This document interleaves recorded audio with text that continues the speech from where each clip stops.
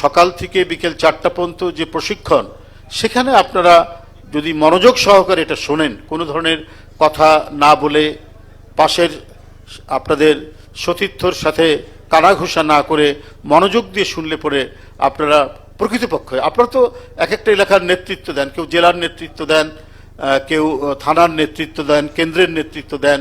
তো সুতরাং এই বিষয়টা জানলে পরে আপনারা যে কোনো জায়গায়, সামনে নির্বাচন আসছে, কত গণসংযোগ করতে হতে পারে, কত স্ট্রিট কর্নার করতে হতে পারে, কত বিভিন্ন গ্রামে গঞ্জ থেকে শুরু করে উঠোন বৈঠক থেকে শুরু করে অনেক সভা সমিতিতে আপনাদের কথা বলতে হবে এবং ব্যক্তিগত গণসংযোগ করতে হবে প্রার্থীর পক্ষে।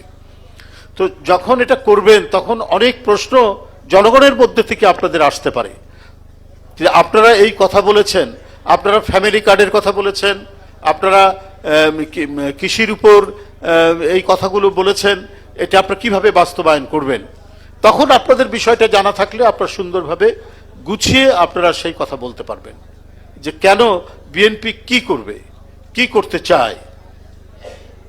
এই এক ভয়ঙ্কর দুর্নীতির পরিকাঠামোর মধ্যে থেকেই আমাদেরকে দুর্নীতিমুক্ত একটি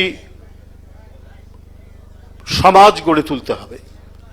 জনগণের ভোটে নির্বাচিত হলে পরে যে বিএনপি যদি সরকার গঠন করে, তো বিএনপির প্রথম যে যুদ্ধ বা জেহাদ যেটা হবে সেটা হচ্ছে দুর্নীতির বিরুদ্ধে।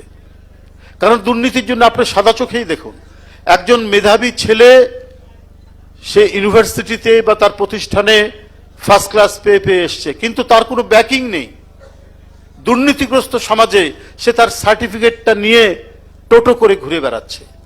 তো দুর্নীতি বিরোধী সত্যিকার অর্থে একটা সুশাসন থাকলে ওই মেধাবী ছেলের সরকারি চাকরি পেতে কোনো অসুবিধা হয় না। সরকারের সহায়তাহীন একজন কৃষক তার যে প্রয়োজনীয় যে জিনিসগুলো দরকার, কৃষি উপকরণগুলো দরকার, সে পাচ্ছে না।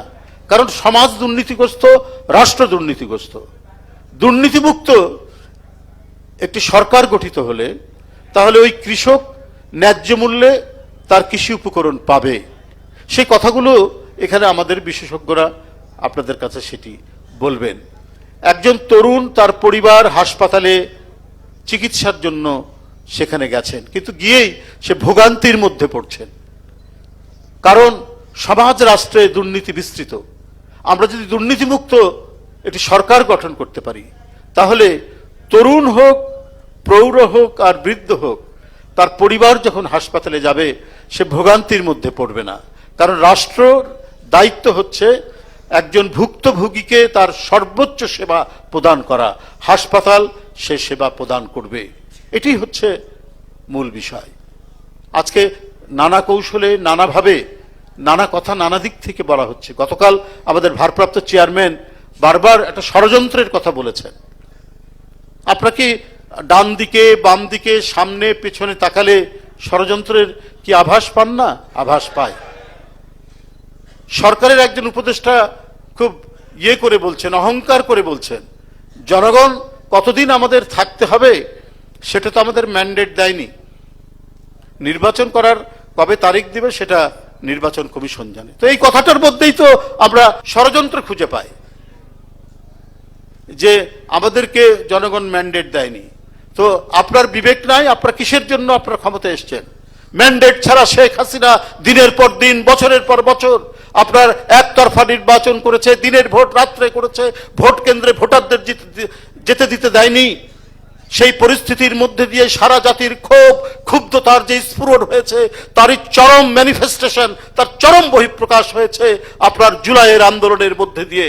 5ই আগস্ট শেখ হাসিনাকে বিদায় হয়ে যেতে হয়েছে, বাংলাদেশের মানুষের রুদ্র রোষের মধ্যে তাকে বিদায় নিতে হয়েছে।